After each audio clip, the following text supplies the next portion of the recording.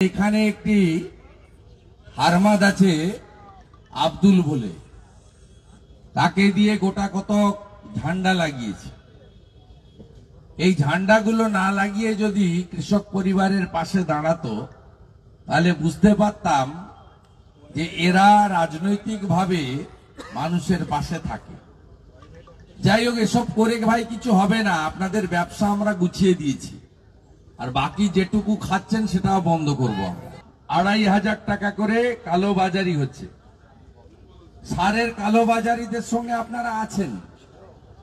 বৃষ্টির পরে এখানে 4 জন আলু বীজ বিক্রি করেন। আমি আপনাদের বাবুদের বলে যাচ্ছি, আপনারা 3200-3600 করে আলুর বস্তা দিচ্ছেন কেন?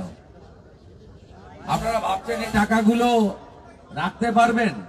কৃষকদেরকে তার অভাবের সুযোগ নিয়ে সারের কালোবাজারি করে তৃণমূল এবং পুলিশের সঙ্গে গাঁটছড়া বেঁধে যারা টাকা করেছেন, আর এই 3 দিনের বর্ষার সুযোগ নিয়ে 1200-1300 টাকার পাঞ্জাব আলুর বস্তা 3000-3200 করে যারা বেচছেন, আমি তাদেরকে পরিষ্কার বলে যাচ্ছি, টাকা যদি মাটির নিচে পুঁতে রাখেন, সে টাকা বের করার জন্য নরেন্দ্র মোদীজির ইনকাম ট্যাক্স ডিপার্টমেন্ট আছে।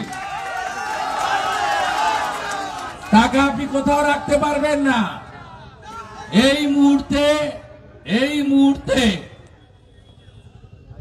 আসানসোল, দুর্গাপুর, রানীগঞ্জের তোলা মূল্যের ডাকাতি করার টাকা রেড হচ্ছে ইনকাম ট্যাক্স ডিপার্টমেন্ট থেকে।